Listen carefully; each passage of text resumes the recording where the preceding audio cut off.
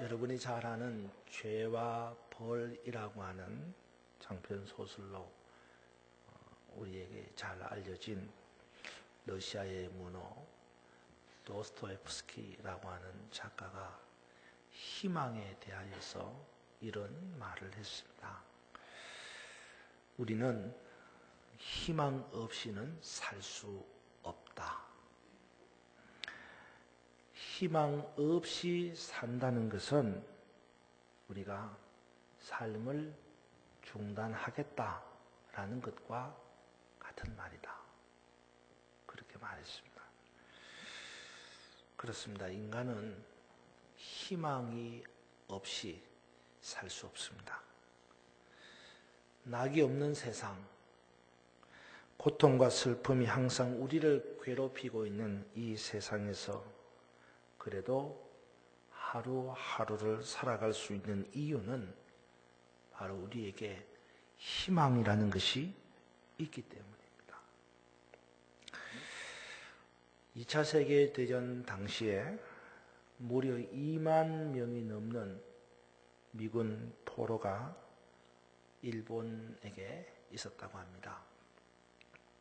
그런데 2차 대전이 종료되고 난 다음에 그 2만여 명이 넘는 미군 포로들을 이렇게 송환하고 데려오는데 무려 8,000명이나 없어진 겁니다. 그러니까 한 2만여 명의 포로 가운데 12,000명만 살아서 돌아온 겁니다. 어떻게 된 건가? 왜 이렇게 포로들이 많이 죽게 된 것인가? 국방선에서 조사를 했습니다. 그런데 놀랍게도 미군 포로 8,000명이 죽게 된 이유가 뭐냐 하면 굶어서 죽은 것도 아니고 학대를 받고 고문을 받아서 죽은 것도 아니고 열악한 환경 때문에 병에 걸려 죽은 것도 아니라 그들이 죽게 된 이유는 희망이 없어서 죽었다는 겁니다.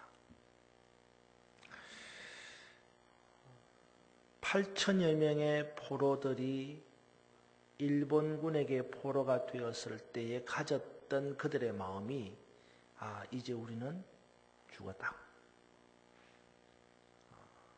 이제 우리는 더 이상 살 가망이 없다. 다시는 집으로 돌아갈 수 없다라고 하는 이 희망을 잃어버린 사람들이 되었기 때문에 결국 서서히 죽어갔다는 겁니다.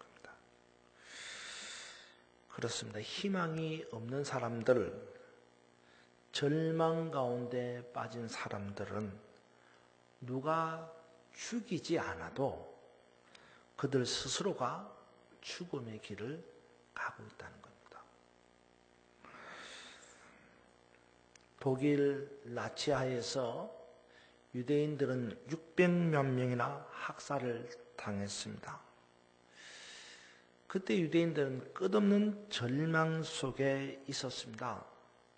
하지만 그 끔찍한 절망 속에서도 유명한 그 악명 높은 아우슈비츠 수용소에서도 2차 대전이 끝날 때까지 끝까지 악착같이 살아남은 사람들이 있었습니다.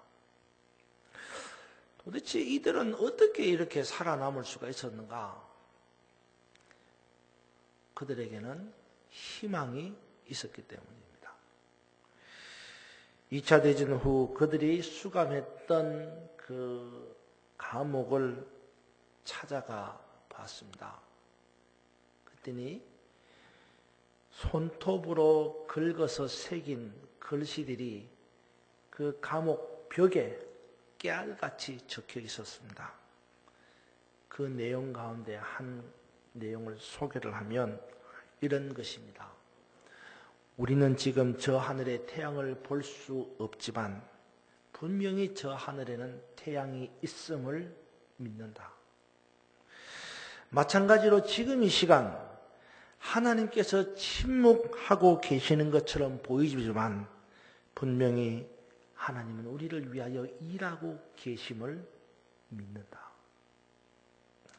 그렇습니다.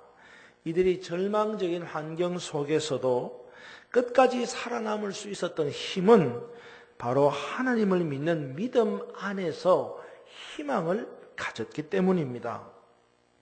비록 이 신라 같은 희망이라고 할지라도 희망만 있으면 살 수가 있는 겁니다. 심리학자들이 이런 실험을 했다고 합니다. 쥐를 잡아서 이 독안에 넣은 다음에 그 독안에 빛이 전혀 들어가지 못하도록 완전히 밀폐를 해두었답니다. 쥐가 어떻게 됐을까요? 놀랍게도 이 쥐들은 다 죽어버렸습니다. 3일 만에. 그런데 똑같은 독에 다시 쥐를 넣고 뚜껑을 닫은 후에 빛이 조금 들어가게 만들어 주었습니다. 그 안에 있는 쥐들이 어떻게 됐을까요? 무려 36일을 살았다고 합니다. 이 실험 결과가 주는 교훈이 뭡니까? 똑같은 독이지만 빛이 있고 없고에 따라서 죽느냐 사느냐가 결정됐다는 겁니다. 캄캄한 독 안에 갇힌 쥐에게는 빛이 곧 희망입니다.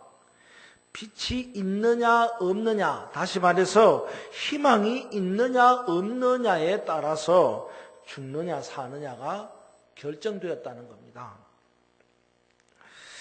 그래서 여러분이 잘 아는 덴마크의 철학자이고 신학자인 케르케고르가 이렇게 말했습니다. 절망을 가리켜서 죽음에 이르는 병이다. 그렇게 말했습니다. 사랑하는 여러분, 여러분에게 희망이 있습니까? 희망이 있다면 얼마만큼의 희망이 있습니까? 희망은 우리들의 삶의 질을 결정합니다. 혹시 삶이 어렵고 일이 잘 안 풀리고 원하는 대로 결과가 주어지지 않는다 할지라도 희망은 가질 수 있어야 합니다. 특별히 예수 그리스도 안에서 희망이 있는 사람은 반드시 최후의 승리를 얻게 될 줄로 믿습니다. 지금 우리는 신라 같은 희망이라는 말을 사용하지 않을 수 없는 때에 이르렀습니다. 지난 4월 16일 아침 8시 50분경에 발생한 진도 여객선 세월호 침몰 사고를 두고 지금 96시간이 흘러가고 있는 이때에 256명의 실종자들이 무사 생활을 기대하면서 신라 같은 희망이라는 말을 사용하지 않을 수 없게 되었다는 말입니다. 이제 바닷속에 가라앉은 이 세월호를 보면 사실 우리는 아무런 희망을 가질 수 없습니다. 수온이 12도, 만약에 사람이 그 물 속에 있다고 한다면 최대 3일을 견딜 수 있다고 했는데 격실에 군데군데 남아있다고 하는 에어포켓, 그것이 사람에게 호흡을 줄 수 있는 기간이 3, 4일이라고 했는데 이미 우리는 5세째를 맞이하고 있습니다. 물속에 가라앉아 버린 세월호를 바라보며 정말 우리는 희망을 가질 수 있는가라고 하는 반문을 해보게 됩니다.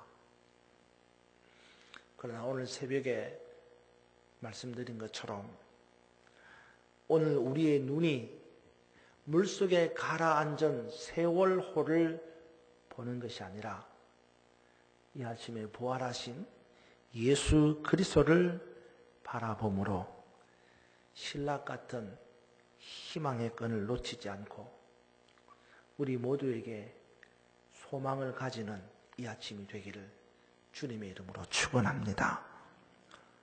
무덤을 바라보면 더 이상 희망이 없다고 했습니다. 바닷속에 가라앉아 있는 세월호를 바라보면 그 어떤 희망도 가질 수가 없습니다. 그러나 부활하신 주님을 바라봄으로 생명 되신 우리 주님을 바라봄으로 살아서 역사하시는 예수 그리스도를 바라봄으로 저와 여러분 우리 모두에게 한 줄기 신락 같은 소망이 있기를 주님의 이름으로 축원합니다. 오늘 본문을 보면 2명의 제자가 나옵니다. 그런데 이 두 제자는 처음에는 희망을 잃어버린 사람들이었지만 나중에는 희망을 되찾는 사람이었습니다. 오늘 이 시간 희망을 잃어버린 제자가 어떻게 희망을 되찾게 되었는지를 살펴보며 저와 여러분들도 희망을 되찾는 은혜의 자리가 되기를 주님의 이름으로 축원합니다. 이 먼저 두 제자를 살펴보면 이 두 제자는 희망을 잃어버렸습니다. 여러분 13절을 한번 보시기 바랍니다. 13절 같이 읽겠습니다. 시작. 그날에 그들 중 둘이 예루살렘에서 25리쯤 되는 엠마오라 하는 마을로 가면서, 오늘 이 본문에 보니 예수님의 두 제자 중 한 사람의 이름은 글로바이고 한 사람의 이름은 밝혀지지 않았습니다. 이들이 누구인지는 논란이 많습니다. 정확하게 확인할 수는 없습니다. 단지 분명한 것은 이 두 사람이 예수님을 사랑했던 제자였고 예수님께 소망을 두었으며 예수님을 뒤따라가던 예수님의 제자였다는 것이 분명합니다. 그런데 이런 예수님의 두 제자는 막상 예수님께서 십자가의 처형을 당하게 되자 더 이상 의지할 것이 없어서 실망하는 마음으로 어디로 가고 있어요? 엠마오라고 하는 마을로 가고 있었습니다. 본문에 나오는 엠마오 마을에 대하여서는 한 세 가지의 특징이 있습니다.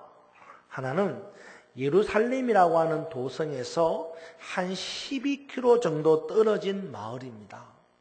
12km 정도.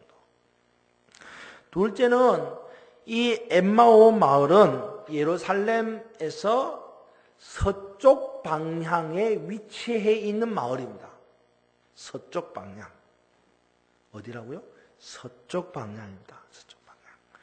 그리고 나머지 하나는요, 이 엠마오라는 마을은 예루살렘에서 바다로 향해 내려가는 길목에 있는 마을입니다. 바다로 해서 내려가는 길목에 있는 내리막길에 위치해 있는 마을이라는 겁니다. 그런데 오늘 성경을 보니까 이 두 제자가 이런 엠마오 마을을 향해서 걸어가고 있다는 것입니다. 하나님의 성, 평화의 성인 예루살렘을 떠나서 해가 지는 방향인 서쪽에 위치해 있는 이 엠마오 마을을 향해서 내리막길로 내려가고 있다는 겁니다.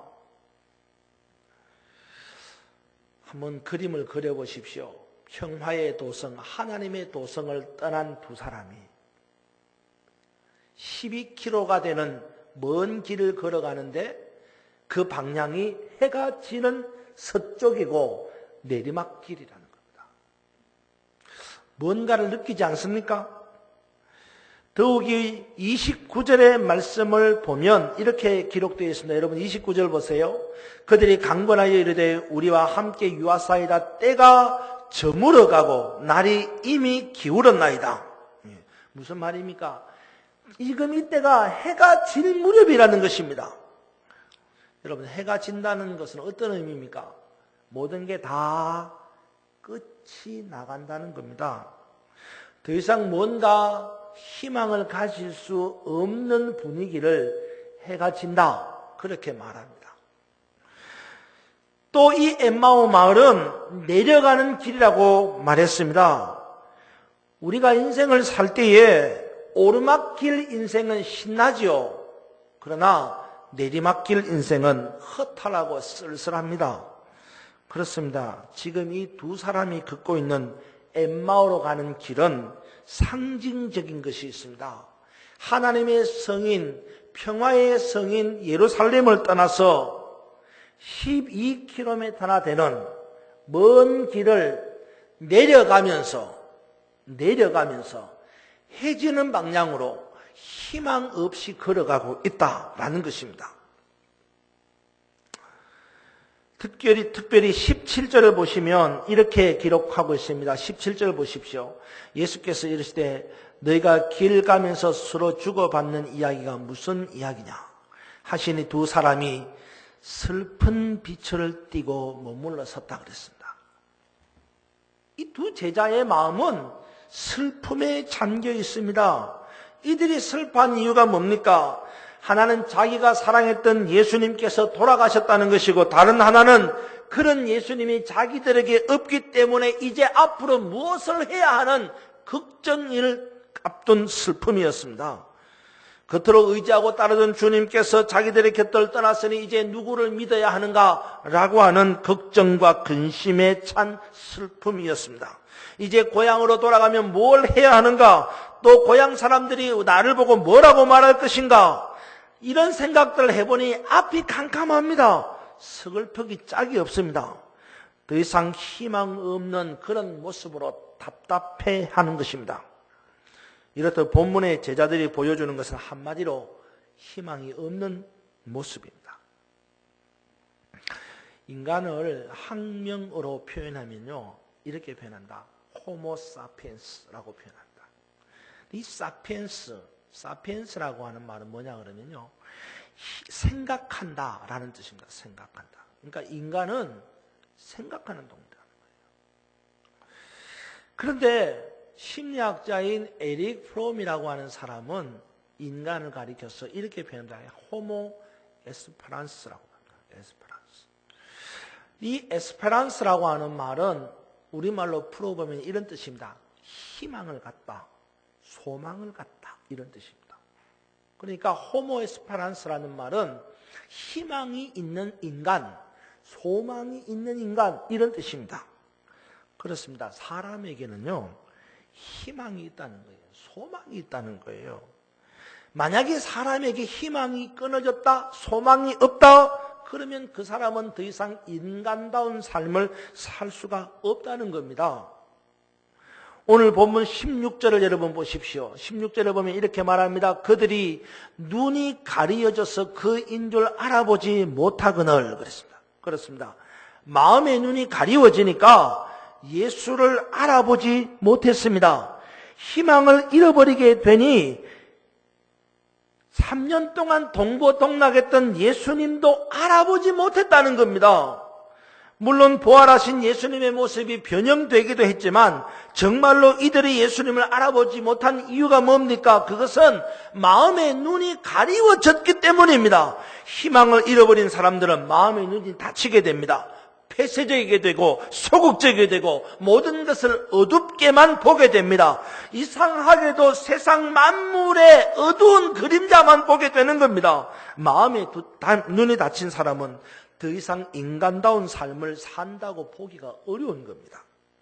그러니까 여러분, 우리가 희망을 잃어서는 안 된다는 거예요. 우리가 희망을 잃으면 마음의 눈이 닫히게 됩니다. 볼 수 없게 된다는 거예요. 그런데 오늘 본문을 다시 잘 살펴보면 변화의 기적이 일어났습니다. 희망이 없던 두 제자가 다시 희망을 되찾아서 새롭게 되는 변화의 모습을 본다는 겁니다. 바로 조금 전까지만 해도 희망이 없었던 두 제자가 이제는 희망을 가진 새로운 사람으로 변화가 된 것입니다. 도대체 어떻게 했길래 이 두 제자가 변화된 것일까요? 희망이 없는 두 제자가 희망을 가질 수 있게 된 이유가 뭐냐 말입니다. 그것은 바로 그들이 부활하신 주님을 만났기 때문입니다. 여러분 15절을 보시기 바랍니다. 15절 같이 읽겠습니다. 시작. 그들이 서로 이야기하며 문의할 때에 예수께서 가까이 이르러 그들과 동행하시나. 아멘. 그렇습니다. 절망 중에 낙향하고 있었던 제자들에게 예수님이 찾아오신 것입니다. 여기서 중요한 것은 부활하신 예수님께서 먼저 제자들에게 찾아오셨다는 것입니다. 희망 없는 두 제자가 부활하신 예수님을 만나기를 소원했고, 그래서 주님을 찾아 헤매다가 자기들의 애쓰고 노력한 결과로 주님을 만난 것이 아니고, 그들이 주님의 부활하신 소식을 들었지만 믿지 않음으로 절망 가운데 낙향하고 있었을 때에 우리 주님이 먼저 그들을 찾아가 만나주셨다는 겁니다. 그렇습니다. 성경을 보면 부활하신 주님을 만난 사람들이 얼마나 많은지 모릅니다. 그런데 중요한 것은 이들이 하나같이 먼저 예수님을 찾아간 것이 아니라 예수님이 먼저 그들을 찾아가셨다는 것입니다. 바울을 보십시오. 다메섹 도상에서 예수님을 만난 바울. 그는 예수님을 핍박하러 가는 길이었습니다. 그런데 예수님이 그를 먼저 찾아오신 것입니다. 갈릴리 바다에서 고기를 잡던 베드로를 보십시오. 베드로는 예수님이 없이 실패한 어부잡이였습니다. 실패한 그날 밤을 보내고 있었음에도 불구하고 예수님이 먼저 베드로를 찾아오셔서 베드로에게 만선의 기쁨을 주셨습니다. 부활하신 주님을 직접 보지 않고는 믿을 수 없다고 말한 그 도마를 예수님이 먼저 찾아가서 만나주셨습니다. 이처럼 모두 다 한결같이 부활하신 예수님이 먼저 찾아가 주셔서 만나 주신 것입니다. 왜 그럴까요? 왜 예수님이 먼저 찾아가 주시는 것일까요? 그것은 부활이라고 하는 사건이 너무나도 놀라운 사건이기 때문입니다.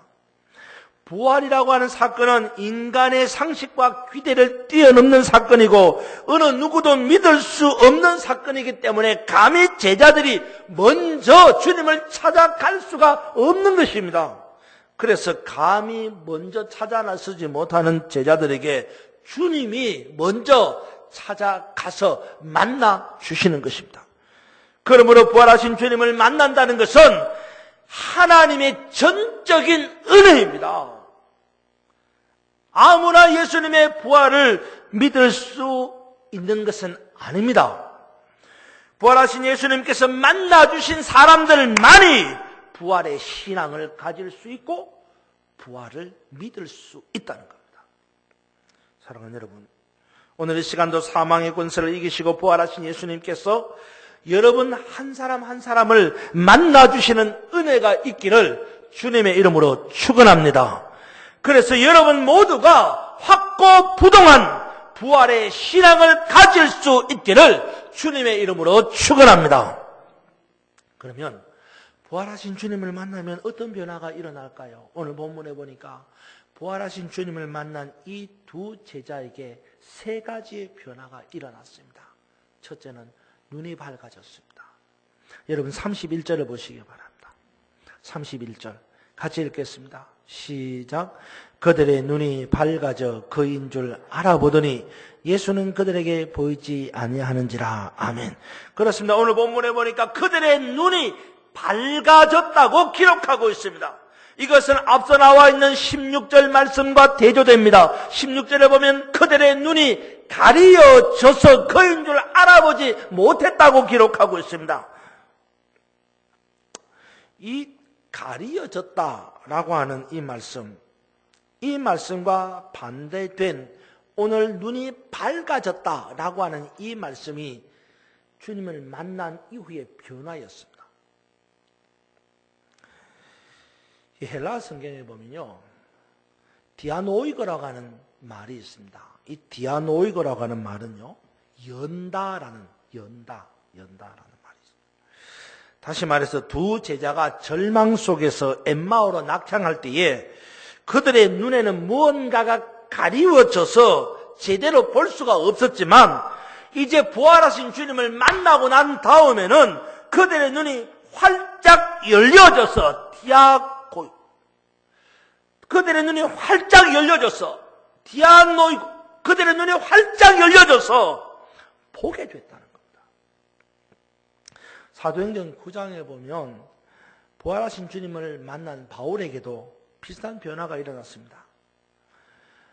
갑자기 눈이 보이지 않게 된 바울이 사람의 인도하심을 받아 다메섹에 들어가서 하나님께서 만나라고 하신 아나니아를 만나게 되고 그에게 안수기도를 받고 난 이후에 눈에서 비늘 같은 것이 벗겨져서 다시 보게 되었다고 기록합니다. 그렇습니다. 부활하신 주님을 만나게 되면 눈에 비늘 같은 것이 벗겨집니다. 세상의 정욕의 비늘이 벗겨지고 세상의 물질의 비늘이 벗겨지고 세상의 자랑의 비늘이 벗겨지고 세상의 욕심의 비늘이 벗겨지는 겁니다. 이런 비늘이 벗겨져서 디아노이고 열려지고 보게 되는 은혜가 있다라는 말입니다. 육안으로는 볼 수 없는 하나님의 역사를 보게 되는 것이 열리어지는 디아노이고라는 것입니다. 우리말에도 희망이 보인다라는 말이 있듯이 예수님 만나면 마음의 눈이 디아노이고 열리게 되고 희망을 보게 되는 것입니다. 오늘 본문의 두 제자는 부활하신 예수님을 만남으로 눈이 열리어지고 희망을 보게 되었습니다. 사랑하는 여러분, 이 부활주일에 사망의 권세를 이기신 예수님을 만남으로 여러분의 눈이 열리어지고 희망을 볼 수 있는 은혜가 있기를 주님의 이름으로 축원합니다. 두 번째는 예수님을 만나면 어떤 변화가 일어납니까? 마음이 뜨거워집니다. 여러분 32절을 보십시오. 같이 읽겠습니다. 시작. 그들이 서로 말하되 길에서 우리에게 말씀하시고 우리에게 성경을 풀어주실 때에 우리 마음속에서 마음이 뜨겁지 아니하더냐 하고 아멘. 오늘 본문을 자세히 살펴보니 주님께서 말씀하시고 성경을 풀어주실 때에 라는 말씀이 기록되어 있습니다. 그러니까 이들의 마음이 뜨거워지게 된 이유가 무엇입니까? 바로 주님께서 성경 말씀을 풀어주셨기 때문이라는 것입니다. 근데 여기서 이 성경을 풀어준다라는 말씀을 헬라어 원문에 보면요, 이렇게 표현합니다. 디에노이크데산이라는 표현을 합니다. 디에노이크데산. 그런데 이 디에노이크데산이라는 말은요, 조금 전에 연다라는 말을 썼죠. 디에노이고. 이 디에노이고라고 하는 이 연다라는 말과 어원이 똑같습니다. 다시 말해서 마음이 뜨거워진 이유는 성경 말씀을 풀어주셨기 때문인데 그 말은 성경 말씀을 열어주셨다라는 말입니다. 눈이 밝아졌을 때에 그들의 눈이 열려지고 그들이 보게 된 것처럼 마음이 뜨거워진 것은 성경을 열어주시고 성경을 풀어주시고 성경을 깨닫게 해주셔서 마음이 뜨거워졌다는 말입니다. 그렇습니다. 우리의 마음이 뜨거워지게 되는 이유는 하나님께서 우리에게 성경 말씀의 문을 활짝 열어주시고 성경 말씀을 풀어주시고 성경 말씀을 깨닫게 해주시기 때문입니다. 사랑하는 여러분, 여러분에게도 하나님의 말씀의 은혜가 열리어지는 축복이 있기를 축원합니다. 오늘 이 시간 부활하신 예수님을 만남으로 하나님의 말씀의 문이 활짝 열려지는 은혜가 있기를 주님의 이름으로 축원합니다. 세 번째로 부활하신 주님을 만나면 어떤 변화가 일어납니까? 행동하게 됩니다. 행동하게 됩니다. 눈이 열려지게 되고 마음이 뜨거워지게 되고 그 다음에는 행동하게 됩니다. 마음이 뜨겁다는 것은 마음으로 감동을 받았다는 것입니다. 마음의 감동을 받은 사람은 행동하게 되어 있습니다. 여러분 33절 이하를 보십시오. 같이 읽겠습니다. 33절 시작. 곧 그때로 일어나 예루살렘으로 돌아가 보니 11 제자 및 그들과 함께한 자들이 모여 있어. 아멘. 33절에 보니까 제자들이 마음이 뜨거워지고 난 다음에 한 것이 무엇입니까? 곧 그때로 일어나서 예루살렘으로 돌아갔다는 것입니다. 예루살렘으로 돌아갔다. 이건 참 의미가 있는 이야기입니다. 지금 이 시간은 어두운 밤중입니다. 너무나도 늦어진 밤이었기 때문에 제자들이 예수님에게 여기서 하루를 유하자고 이야기했고, 그래서 하루를 유하자고 했을 때에 예수님께서 더 이상 지체할 수가 없다는 생각을 하게 되고 떠나게 됩니다.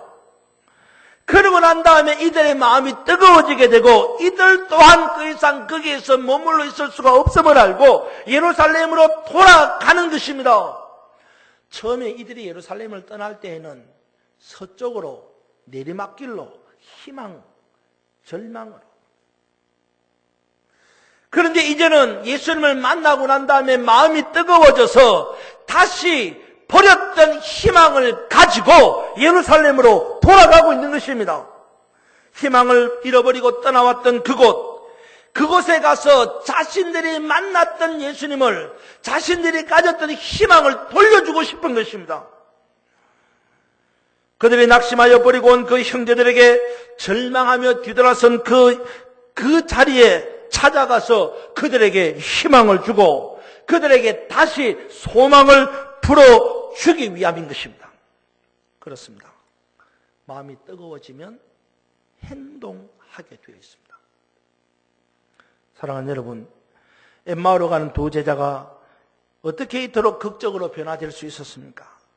이들에게 일어난 변화는 아무것도 없습니다. 상황이 바뀐 것이 아닙니다. 단지 그들에게 일어난 변화는 부활하신 주님을 만났다는 것뿐입니다. 그들이 부활하신 주님을 만남으로 그들에게는 잃어버렸던 희망을 되찾게 된 것입니다. 부활의 계절입니다. 우리 안에 희망을 잃어버린 채 쓸쓸하게 살아가시는 분이 있습니까? 석양을 바라보며 허전하게 눈물을 짓는 분이 있습니까? 인생의 내리막길로 허망하게 치닫고 있는 사람들이 있습니까? 오늘 이 시간 부활하신 주님을 만날 수 있기를 축원합니다. 아무리 상황이 나쁘고 아무리 여건이 최악이라고 해도 부활하신 주님을 만나면 우리에게는 새로운 희망이 있습니다. 사랑하는 여러분, 이 한 주간도 2014년 오늘 이 시간 부활하신 주님을 만남으로 우리에게 사라져가는 희망을 되찾는 복된 삶이 있기를 주님의 이름으로 축원합니다. 기도합시다. 은혜로우신 아버지 하나님, 이 시간 우리 모두에게 부활하신 주님을 만나는 축복을 허락해 주시고 사라져가는 신라 같은 희망을 붙잡게 하시고 그 안에서 우리 주님이 베푸시는 놀라운 기적을 보게 하여 주옵소서. 예수님 이름으로 기도합니다. 아멘.